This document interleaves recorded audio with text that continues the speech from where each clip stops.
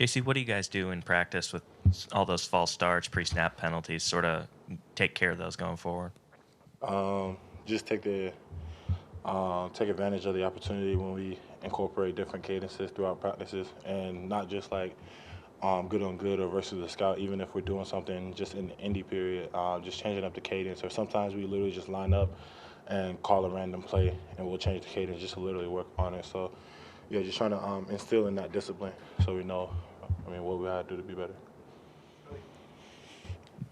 It seems like the offensive line overall the last few weeks has gotten better when it comes to pass blocking.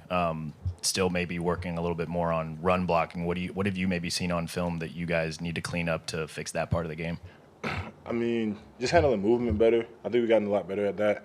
Handling movement. Sometimes you can't block everybody. Safety comes all the way down to make the tackle. That's the guy that we want to make the tackle, if anything. So, sometimes you can't control guys like that. But just handling our box, their front seven, understanding what we got to do, and understand what we're working to, and we'll just react or ID and everything, make sure we're all on the same page, and especially in games like the last one. So. What did you think of the job that Jaden did coming in and playing for Darian? You played beside him. What do you think of the game he had?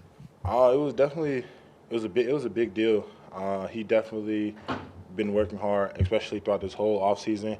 I'm extremely proud of him. He did a great job. I think he understood that he would have had the opportunity to play a couple weeks ago against USF when Tyler Booker was hurt. That kind of knocked him down or knocked him up with everybody else being down.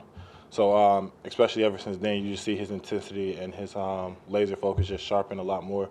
So pregame we made the decision to not play Dalcourt, and Jaden was going to start. He was already ready, so I had nothing but confidence in him. What challenges does Chris Braswell's speed present when he's kind of crashing in on the edge, and just what was your advice to stopping that, I guess? You just got to set under control. Speed is probably the biggest threat to any tackle because, it's something that you're not used to seeing on a consistent basis. So, just setting under control, making sure you stay inside out, and just using your hands and playing with extension. It all goes down to the fundamentals. It's easier said than done, but when you're out there, you also got to do it on a consistent basis. If we throw the ball 40 times and you give up one sack, that's considered a bad game. So you can block great for 39 plays, and one sack will mean you had a bad game. So, just being able to be consistent on every single play in and play out. So. What do you think Jalen or the offense as a whole proved about your ability to win with the passing game if the opponent tries to take away the run game? I think it's proven that we're resilient. We're capable of doing what we have to do to get the job done. In this last game, we really leaned a lot on our passing strength, and a lot of guys stepped up. Jermaine Burton, Isaiah Bond, all those guys. And you look a couple weeks ago, we played Mississippi State. We leaned on the run game. So it just shows that we're resilient. We're willing to do what we have to do to win. And guys are all bought in. I know for a receiver in a game like a Mississippi State game where we're running the ball a lot, you're not getting a lot of shine. But just understanding that those key blocks that you have play a part in the bigger role. So when it's time for us to throw the ball, be ready. And the same goes into a situation like last week playing A&M when we're throwing the ball a lot. Like even the running backs aren't getting the ball as much. Those blocks on picking up linebackers or communicating with the O-line are a big deal. So it all plays a part in ourselves, and we're all bought into the system. Anything else? JC, when y'all are sitting in the O-line room breaking down film, what are you seeing as somebody that's more experienced from both Caden and the other left tackle? What are you seeing from both of them? Definitely. I see a lot of great things out of them. I see areas where they can improve in, but we all have areas where we can improve in. Nobody's perfect. Just as a whole, both of them are young. Caden's a freshman. Elijah Pritchett, he was hurt last year, so, this is technically his freshman year playing.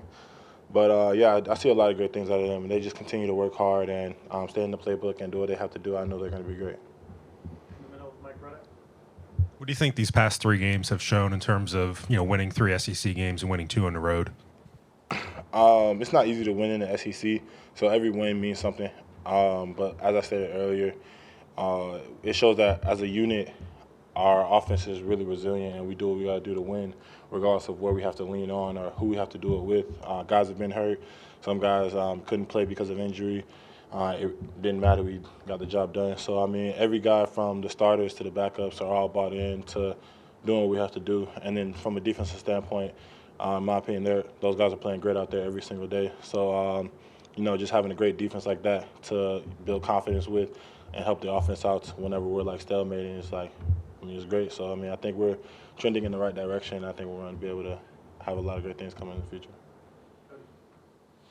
I know this is a big year for you in terms of what your future might hold through the first 6 games. How would you assess the way you've been playing? Are there areas that you've found that you've needed to work on through the first few weeks? Yeah, there's always areas I can work on. Personally, like movement, like I stated earlier, but being consistent. I don't really kind of focus on my individual goals as far as where I'm at with that. I kind of just more assess where like our unit is and how we can be better. Because especially at offensive line, one guy can play really good and another guy might not play as good, and it wouldn't work out. You got to have all 5 guys playing as one. So it doesn't matter how I play.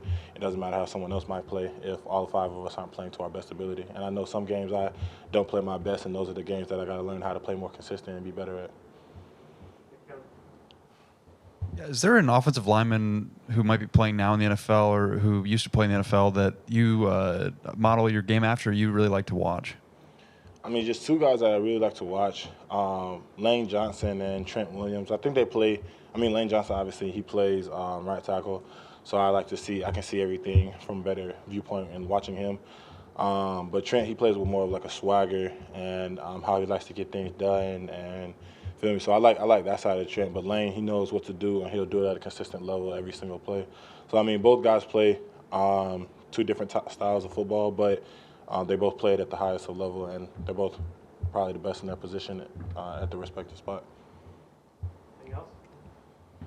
Thanks, Jason.